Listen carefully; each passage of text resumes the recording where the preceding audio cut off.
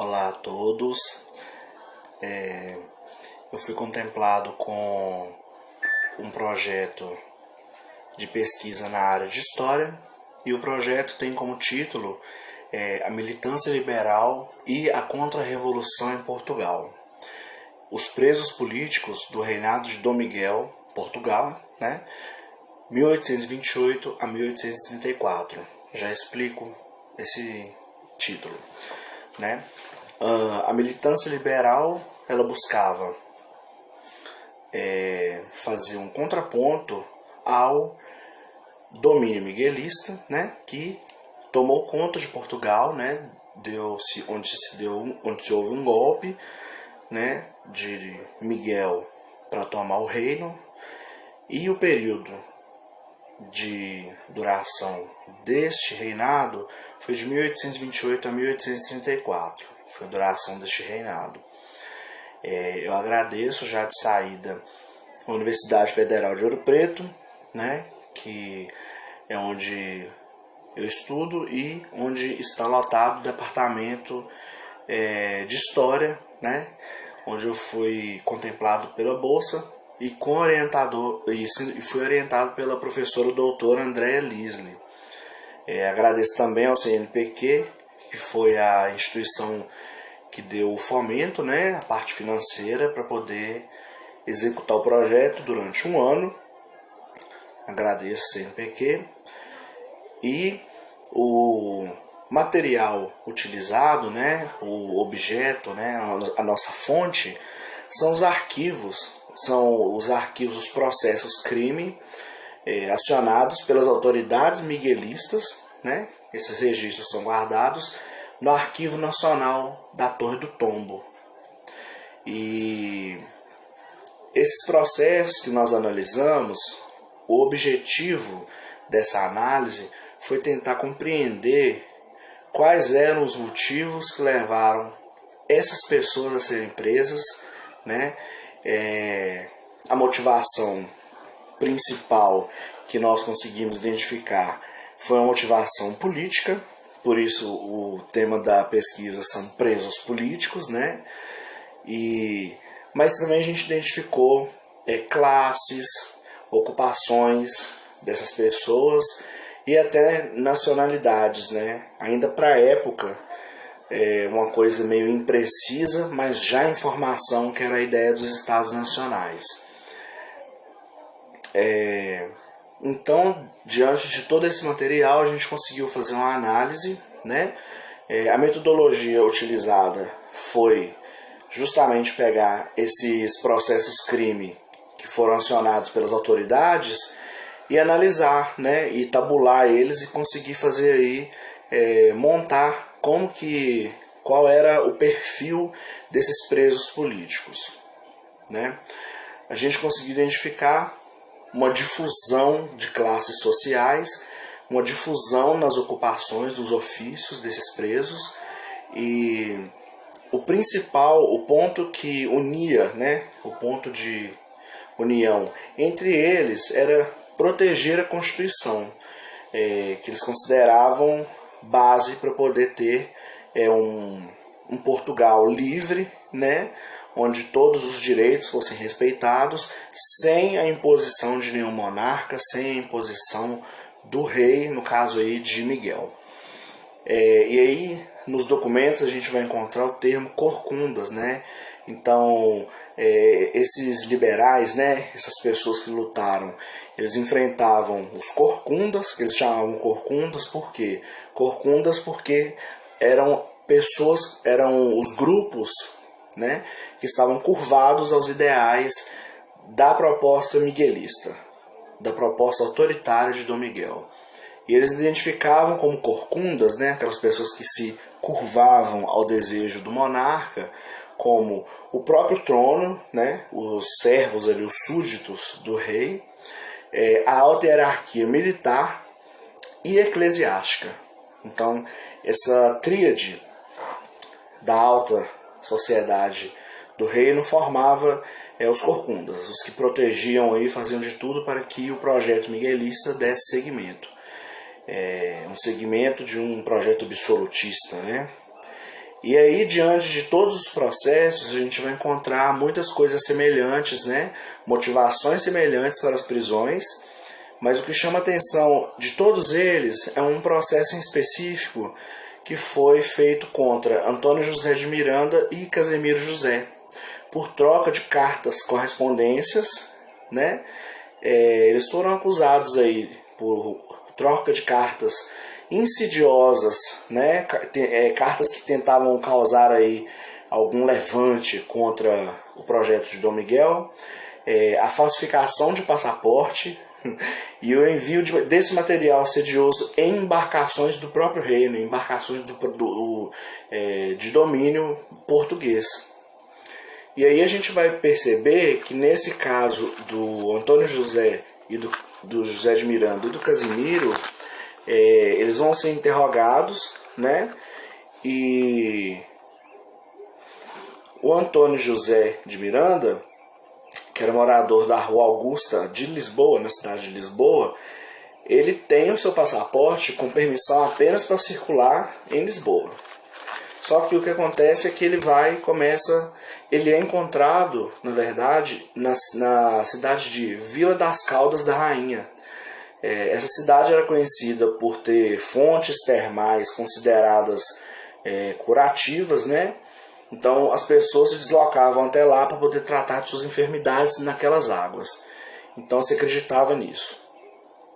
Esse foi a desculpa que ele utilizou para poder fugir aí, né, do porquê que ele estava lá, né?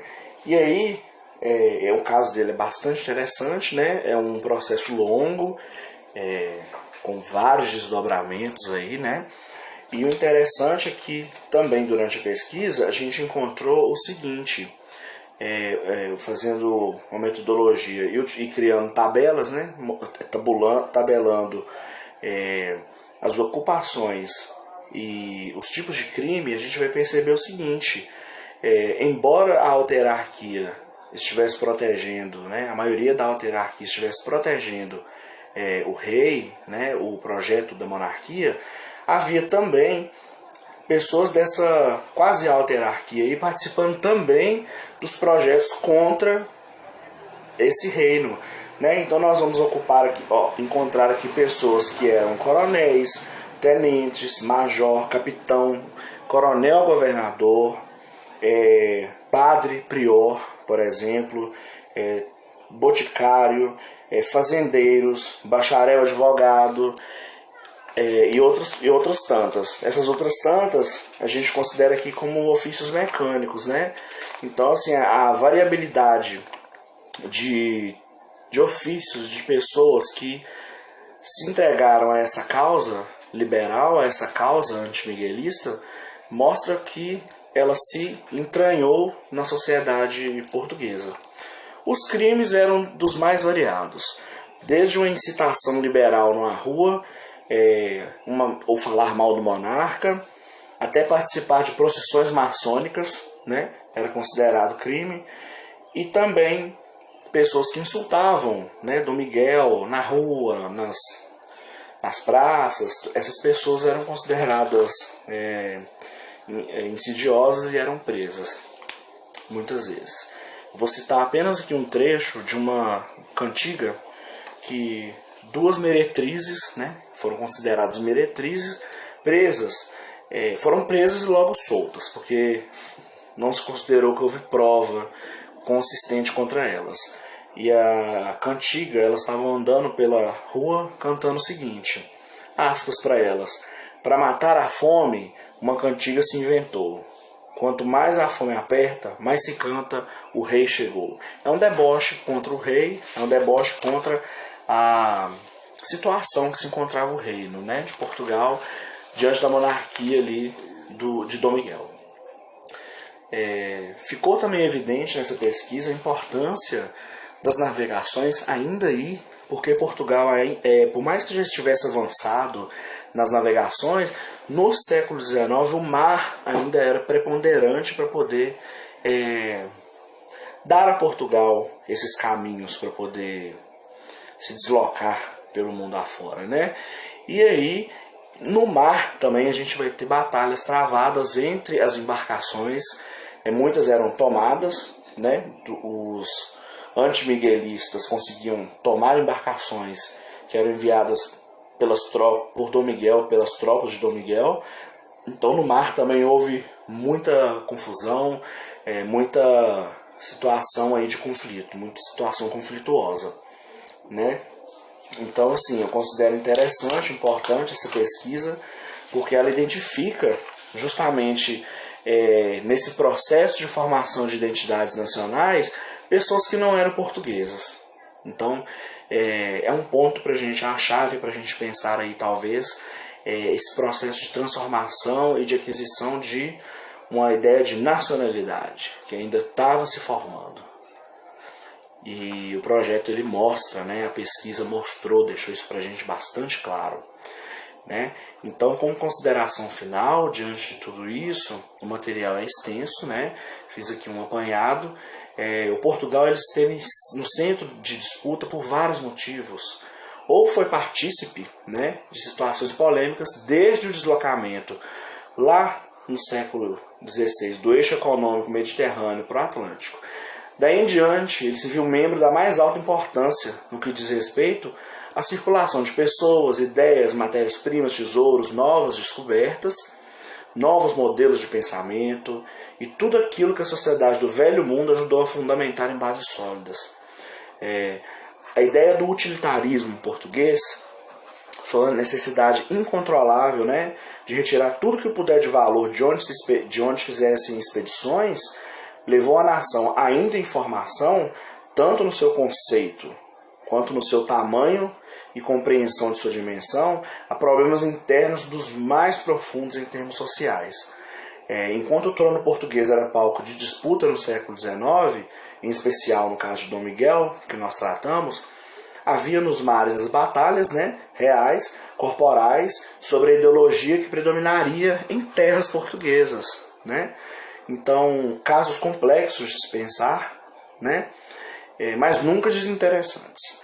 Portugal, em sua pequenez geográfica, oferece uma história e vivência únicas no mundo. Ser uma nação, ainda que em construção, mas cheia de um vigor combativo daquilo que se pensa poder ser, é algo meritório, né? Portugal tem esse mérito de conquistas, né? Não se pode, para esse momento, priorizar um pensamento de nação, que seja este no qual estão inseridas as divisões dos estados nacionais atuais. A gente tem que considerar para o período, né? É incorrer em um erro, né, estratégico que desqualifica o debate e contamina tudo que se for tratar acerca.